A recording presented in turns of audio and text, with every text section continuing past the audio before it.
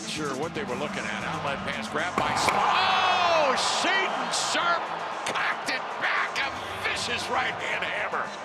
Oh, wow.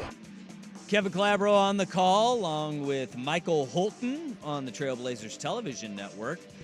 We've now played 2 of the cuts. That was from Calabro. When you get a wow out of Calabro, you've did something good. But man, I've seen a lot of basketball. The Wizards call, it may be just as good, and it wasn't because of the professionalism of the call that Kevin Calabro has, but this is the opposition on Shadeon Sharpe's dunk. Driving inside, kicking it out, passing it right to Champagnie, and then it's taken away. Shadeon Sharpe! Unbelievable throwdown!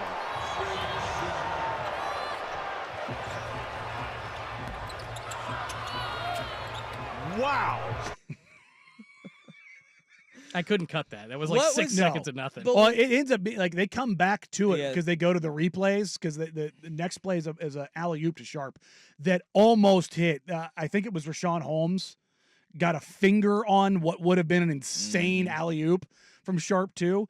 But the whole clip is about a minute long, and then when they start going to it, Drew Gooden is just like, dear God, like where did he take off from? My question is, what is going on there with their play-by-play? Because the color guy was doing play-by-play, and then the play-by-play guy jumped in when Sharpe did the dunk. Did you hear? Did you notice that? It's good, and then it goes. I can't remember their play-by-play guy.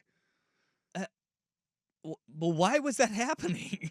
Interchangeable? Play-by-play guy go and take a pee, and then he comes back and just like, Shadeon Sharpe! Might have been taking a little drink. Maybe, hitting the cough button for a split second and saw that he was, and that happens. That was a little off, but I will say the Wizards broadcast has the best angle of the dunk. It's from the corner to the right, and it's kind of a downward angle, and you can see like it just captures where Sharpe takes off from. Well, it was a perfect time for that angle too, because everybody was going the other way because he intercepted, the quick inbound. Then boom, Shadeon Sharpe gets it, and it's like, nobody was in the way. No, it just the whole thing's cleared, and you can see how far he cocks it back, and him bodying up Champagnie and pulling it past Champagnie, trying to get the deflection, and it captures everything perfectly. Poor Champagnie goes from San Antonio to this stuff. That dunk, it's up there as one of the best dunks of the year. I mean, they're calling it dunk of the year in the NBA. And right now, Ja has one. I saw that NBA the tweeted, reverse pump dunk. Yeah. NBA tweeted out that of the highest vertical leaps in the NBA on dunks this year in game, Shadeon Sharpe has 4 of the top 5. Look, he's got a legitimate 48-inch vertical. And you have said that you want to see Shadeon in the dunk contest. Unabashedly. My whole pushback, and the only pushback I have to that, is his profile isn't high enough to be like in last year's. If he keeps dunking and people notice him and they keep pumping things out like he has 4 of the top 5, then his profile rises. Right now, not enough people know who he is. I disagree, because Zach LaVine and Aaron Gordon had no profile. Unless you were a hoop head, you did not know who those guys were, as other than they're fun little prospects, they're young guys. If you are a dunker of that level in that dunk contest, we're talking getting stars in it. He'd be buried by the stars. I don't care. He would run the stars out of the building. He'd run the stars out of the building. That's like, I know some of the dunks that Shadeon was talking about doing when he was talking about doing. Why doesn't he do it? The NBA screwed him over. That's what happened. His rookie year, they invited him to the dunk contest, and he was going to go, but they told him he wasn't going to be a part of the rookie-sophomore game. And he was like, what do you mean?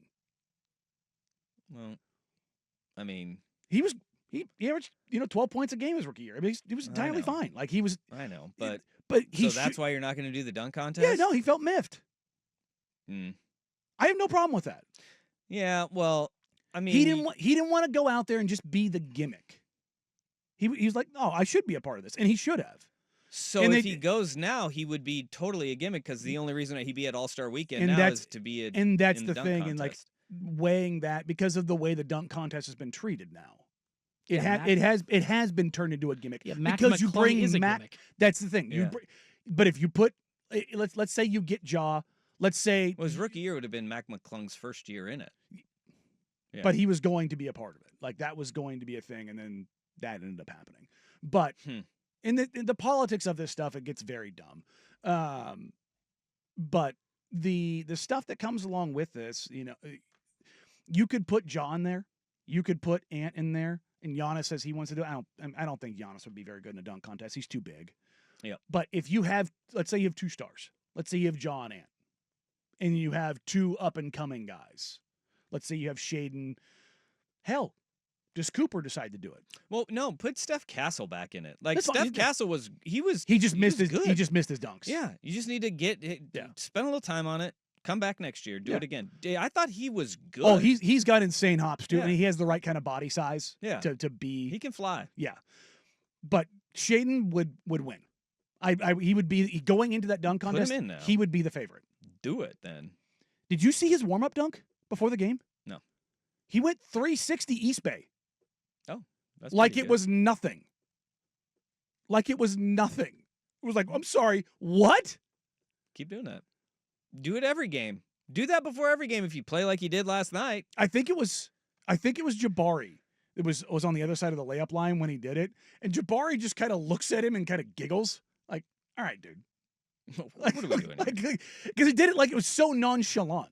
Yeah, it's like you went 360 through the legs, East Bay. Like, what? How? Like, how is that possible? You got 48-inch vertical, apparently. And he just glides, man. And that's the great thing is, if you didn't catch it last night, Brooke Olsendam did the post-game interview with him, and, like, ask him to kind of, what happened through the dunk. He's like, yeah, I thought I took off a little too far away, and then I adjusted midair, and then I realized I could make it, so I decided to cock it back and throw it down. I often have that problem when I jump. Yeah. You I'm had time to think about, like, what you were going to do. Too high. Yeah.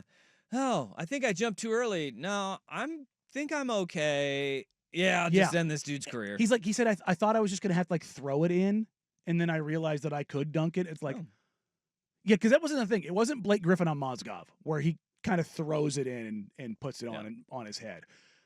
That's the other thing that made that dunk so great. We don't have power dunks in traffic all that often. That is very true. It was a powerful dunk where he was looking to tear the rim down. If you want to get an original dunk and you want to get some people going, you're not going to get like the all-stars to come out and do this, but you find some 7-footers that are mulling around, maybe some local college kids or, a G leaguer, and you get some big dudes and you just have them stand up and challenge it, and you have a dunk in the dunk contest. A poster dunk challenge? Over 3 7-footers, that would get you some points. Yeah. People would like that. Power dunkers, I love power dunkers. Look, that's the reason Levine and Gordon, it's not just what they did. Aaron Gordon went under his legs with his legs underneath, with the mascot, but then threw it down with authority. That's what makes dunk contest dunkers great.